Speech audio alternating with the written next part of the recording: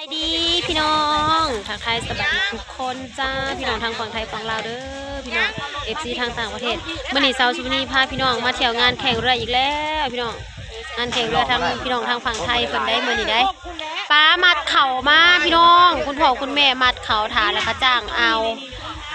พอดี3คนมื้อนี้นะพ่อแม่แล้วก็เอาคนหนึ่งมาสอยพี่น้องเลย3คนมัดถา3คนแล้วลูกนะมาพี่เอ้ยน้องดงน้องดาวน้องไผ่พากันมาผ่อนคลายพี่น้องเอ้ยเมื่อยคนเขาคนน้ำเมื่อยเกี่ยวเขาแล้วก็เลยพากันมาพอดีเมื่อนี้งานนั้นแข่งเรือบ้านดอนตาลพี่น้องตรงขามกับบันดาลก็เลยพากันมาจ้ามากับคุณพี่นะคะพามาจ้าโอ้ยสร้างคนยิ้มหยาบสิดิแม่นเฮามาผัดยิ้มเงียบอีแม่แล้วสิจมน้ำด่าเขาแล้วมัน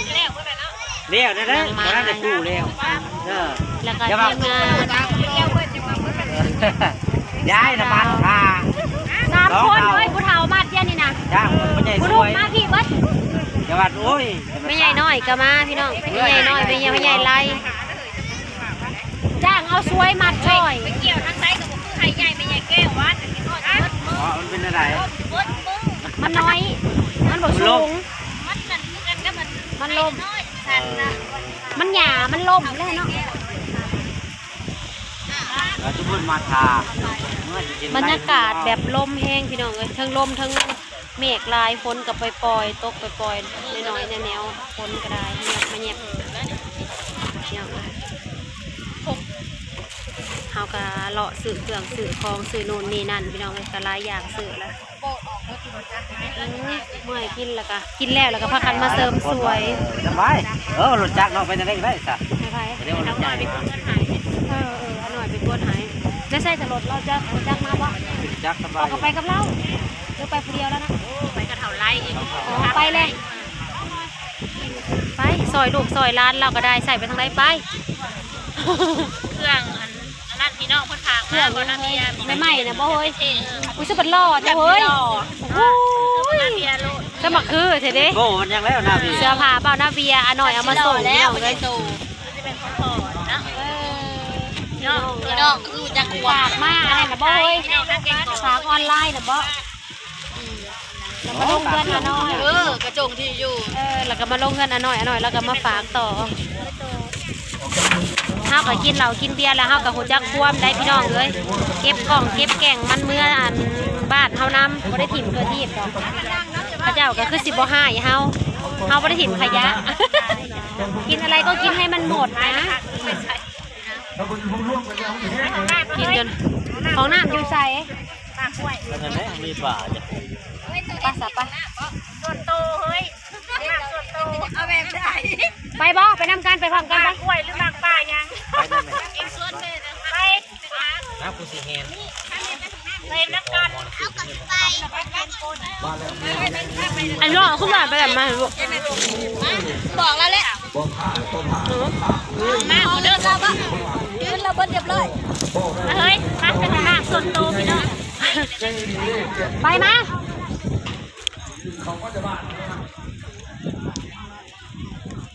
หน่อยแล้วเรื่องเงินว่าบ่ได้ก็ได้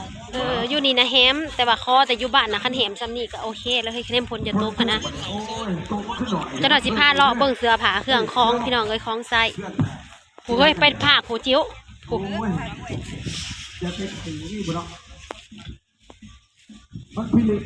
เพิ่นจัดงานอยู่ท่าอันดอนตาลมองงานพญานาคนะพี่น้องเราจอดรถจักรแล้วนะบ่บ่ท่อ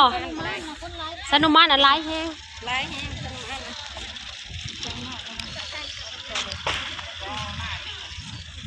เฮ้ยกระตามาเป็นแถวเถอะโอ้ไปหาเขาห้องน้ำโอ้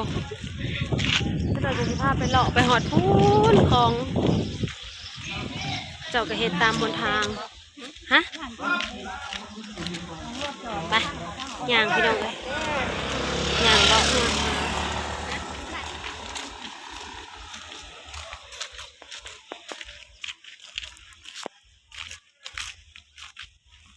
ใส่เสือบ่ไปตำเปล่าเฮ้ยบ้าฟ้าโถ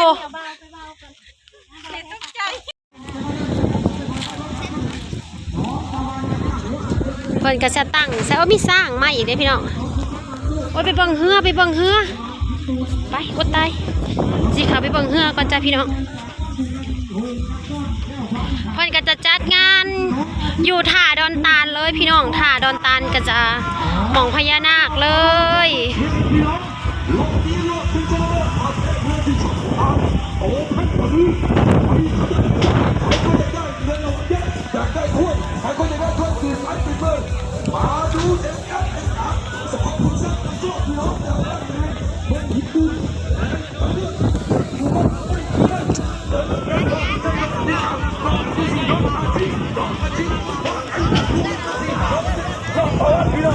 เฮือใหญ่บ่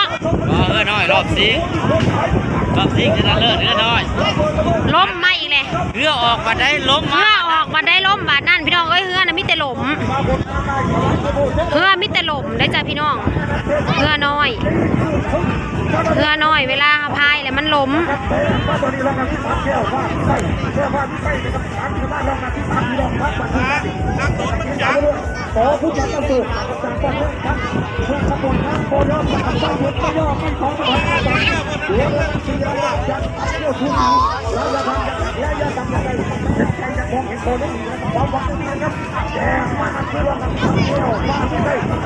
ถ้าแข่งเรือนะ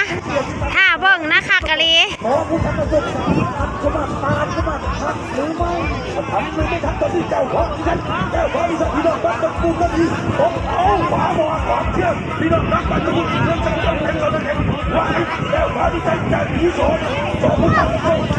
จักลำ4บ่แข่งกัน4ลำพี่น้องเอ้ยที่1ที่2ที่3ที่4คือจะจบแล้วเนาะว่าภายในที่1ที่2ก็จะอยู่ในนี่เลยขออย่างเดียวคือลมอย่าแห้งเพราะว่าคันลมแห้งแหละเฮาแข่งยากพี่น้องเอ้ยรับที่หนาแดงมาตลอดสิได้แต่ทางกลาง2ถ้า2นี่แหละที่1กับที่2นี่แหละพี่น้องเอ้ยตอนนี้มีสิทธิ์สิได้นี่ลูก3นี่2ที่2นี่สิได้1 2ลำนี่สีฟ้านี่แหละสิได้นะได้เด็กกายเลยลูกด้ามันส่งว่างได้แหละกายมีสิทธิ์สิได้นั่นแหละ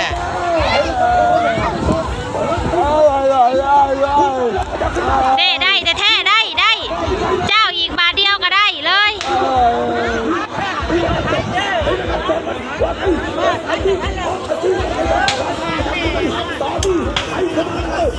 คันอยู่มองน้ำยุดเลยได้โอ้ยเป็นวัดพี่น้องเลยไหนเด้ปลาเทื่อแล่นน้ำลายอะลีเพราะว่าอากาศมันลมพี่น้องเลยมันลมแบบว่าน้ำพองลายมันลม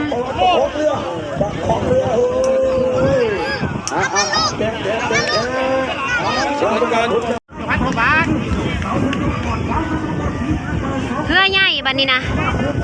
เรือใหญ่เฮ้ยเนี่ยพอเพี้ยนกาแฟเลยสาวสวยสุภาพรกาแฟสาวสวยสุภาพรกะไผ่เรือใหญ่เฮ้ยเพชรด่านคำทั้งรับดอก เพชรด่านคำ2 ลำนี่ก็เท่าละ2เลยเรือใหญ่เนาะเรือน้อยจังสี่เรือใหญ่โอ้ทางน่ะ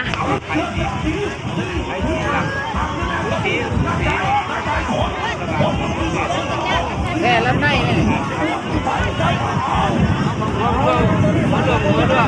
ลำฝั่งเขาลำฝั่งสกายแล้ววันนี้นะ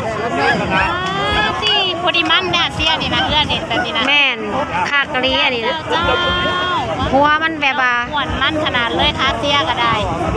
หัวมันแบบซูซีแห้งเลยเนาะมึงแน่ป้าใจอยากขาดเลยได้หาผู้ครับนะเฮ้ยคัดถ่ายนะเฮ้ยเก่งเนาะคัดถ่ายเนาะคันโมเก่งนี่ก็เวมาหลุดกันพี่น้องลำฝั่งลำวางเราลำในที่เขาลักไส้คนกันโอ้ยลมแห้งอยู่ไกลลักไส้นะทุกคนเขาอยู่ไกลมันลมพี่น้องเอ้ยเขาอยู่ไกลลักไส้ลมแห้งโคตรแม่เพนอยู่อันลำฝั่งแน่นอนเลยบ่เห็นดอกเคยเฮาอยู่นี่นะเขาเส้นไส้เลยลำขนาดเนี่ยมาลำยุตะพังเอ้ย นะ ยุพัง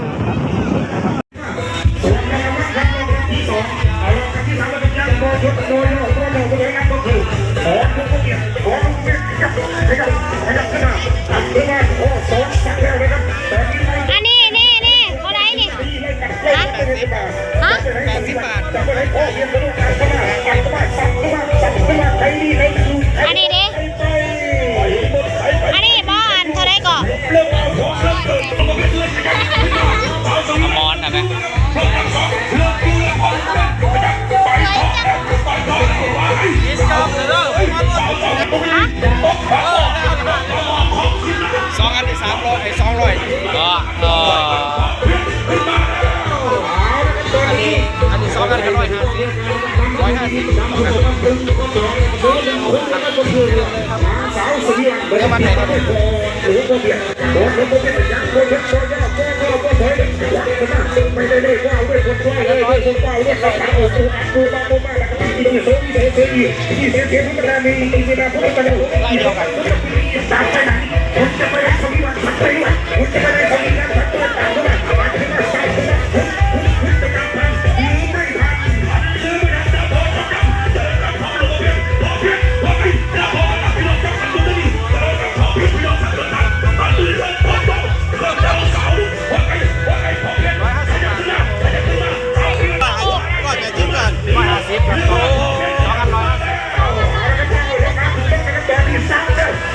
ันนี้เล็กสินอนมาตื่นแล้ว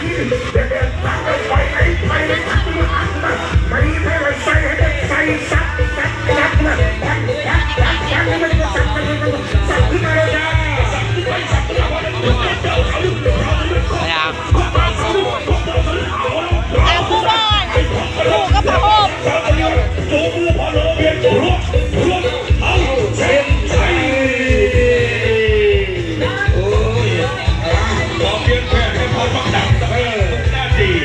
เริ่มร้ายเลยพี่น้องเอ้ย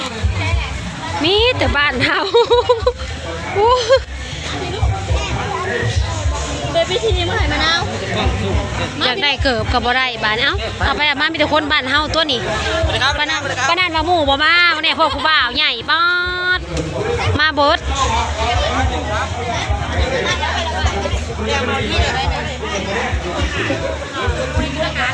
จักเท่าไรเนาะรองเท้าหมากอันนี้ลูกละ10 บาทบ่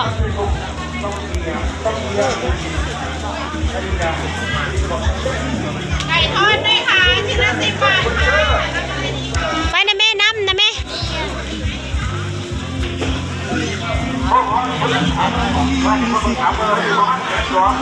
มีหอดหมูมีหอดกระต่ายโอ้ยกระต่ายจะมาเป็นตาหักเถอะ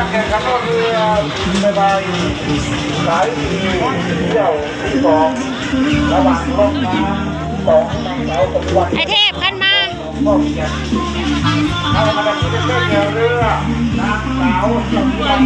เขาบอกมีคนเล่นเนาะ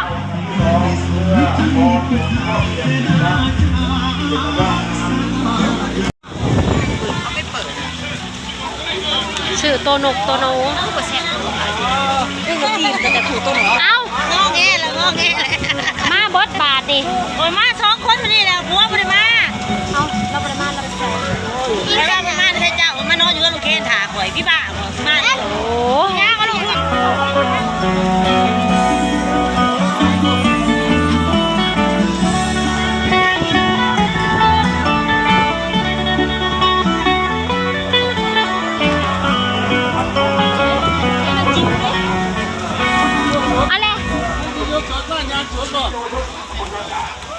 ย่างฟ้านางกิ้วเลย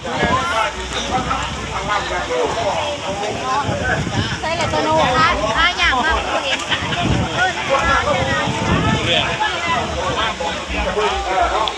ย่างเลาะกับย่างเลาะซื้ออะไปบ้องเลยมันงามกะเอามันบ่งามกะบ่เอานางอันนี้ก็มาเฮ้ยเสี่ยวห้าก็มาสมมติต้นอ่ะมาแต่เอิงเลยนางเอ็งอ่ะบริยูรูปแม่น่ะรออีกท้องเฮ้ยรอไปรอมาเราไม่แต่คนบ้านเฮา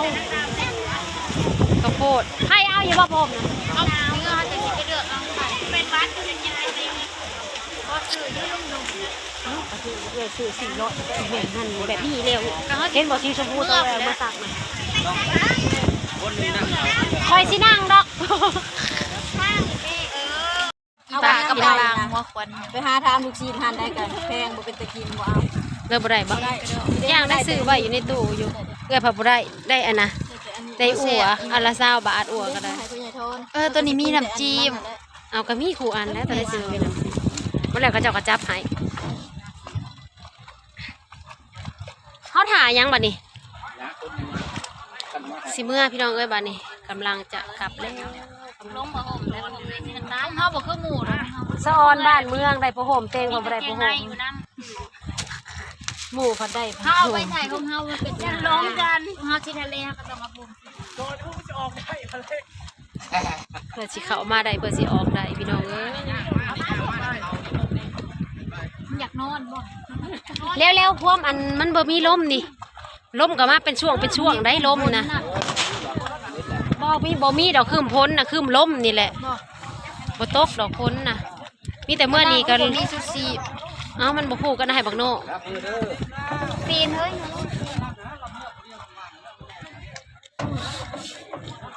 กระบาบแล้วเนาะห้องหัวเมื่อน้ำลายจากคนเนี่ย มาซื้อจามเอ็นเป้นี่กิน